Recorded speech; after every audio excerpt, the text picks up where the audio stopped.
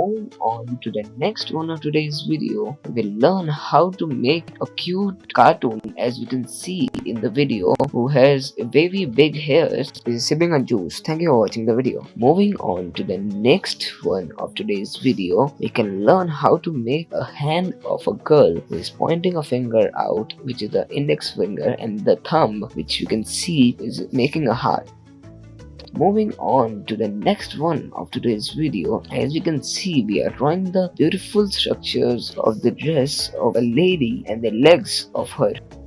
Moving on to the next one of today's video, we can learn how to make our kids' favorite cartoon, one and only the Dora, the Explorer. We will first draw her face and the hairs, which are small or cute, and then her body and a bag which she always wears. She's looking so cute in the drawing, as you can see.